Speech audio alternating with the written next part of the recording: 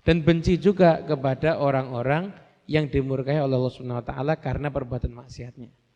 Jadi yang kita benci adalah orang yang dia itu sedang mengerjakan maksiat.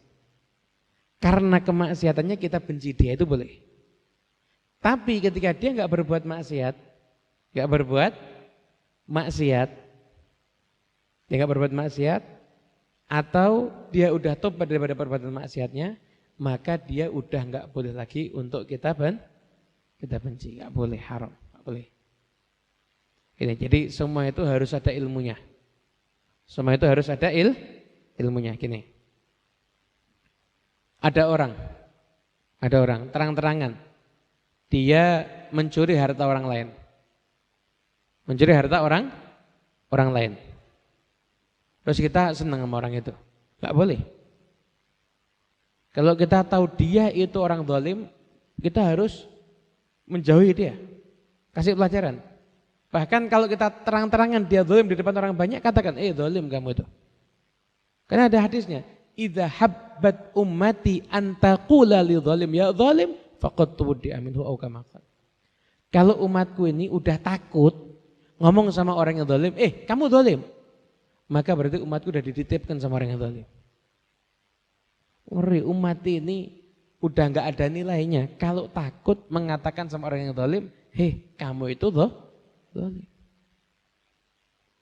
Jadi kita ini ada porosinya masing-masing. Tapi membencinya karena Allah Subhanahu wa taala. Lalu kita kan ada orang ahli maksiat asalkan sama kita baik, kita baik. Tapi duit kita diambil, marah kita. Kita dikritik, marah, benci kita. Jadi boleh membenci tapi karena Allah Subhanahu wa taala. Dikatakan min awthaqi ural iman al-hubbu fillah wal bughdhu fillah. Tali iman yang paling kuat itu adalah ketika bisa mencintai karena Allah dan membenci juga karena Allah. Itulah tali iman yang paling kuat. Itu. Nah, tapi membenci orang ahli maksiat itu ada ilmunya. Kita benci dengan perbuatannya, kita enggak ridho. Apalagi kalau sampai dia terang-terangan melakukan itu. Dia terang-terangan melakukan itu, kita harus membenci segala macam bentuk kemaksiatan. Tapi kebencian kita itu kita wujudkan, namanya aja bencinya kan karena Allah kan. Benci karena Allah didurhakai gitu loh.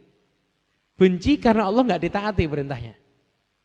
Kita kalau cinta sama orang tua kita, ada orang yang ngeyel sama orang tua kita. Kita senang apa marah? Marah. Lah gimana kalau Allah? Ada orang yang membangkang sama Allah. Pantas enggak kita marah kalau kita beriman? Orang enggak ngikuti aturan Allah, terang-terangan enggak sholat.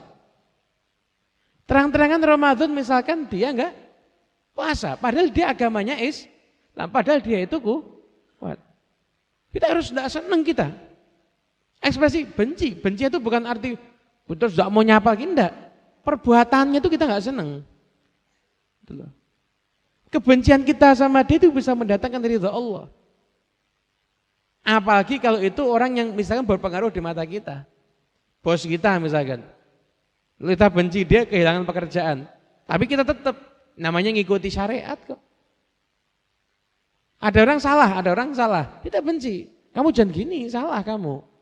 Saya nggak cocok sama kamu. Saya nggak bisa kumpul sama kamu kalau kamu jadi pelaku maksiat seperti ini. Terang-terangan. Terang-terangan seperti itu. Nggak ada masalah. Tahabbabu ilallah bi bughdhi ahlil ma'asi, kata Nabi Isa. Dekatkan dirimu sama Allah dan kamu membenci orang yang bermaksiat. Nah, kebenciannya kita menjauhi. Tapi jangan sampai satu memaki, nggak boleh. Maki nggak boleh. Atau menyebarkan aibnya juga nggak boleh. Nggak boleh. Kenapa? Kalau kita memaki, maki itu sudah keluar dari koridor. Berarti kita juga berbuat dosa yang sama. Iya kan? Melukai hati orang sama kan? Dengan perbuatan yang nggak dibenarkan oleh syariat itu, nggak boleh. Dan kalau kita membuka aibnya juga, kenapa? Bisa jadi dia bertobat dan menjadi orang yang baik. Karena nyata-nyata aja Sayyidina Umar yang dulu mau bunuh Nabi aja akhirnya menjadi pelindung utama Nabi Muhammad SAW.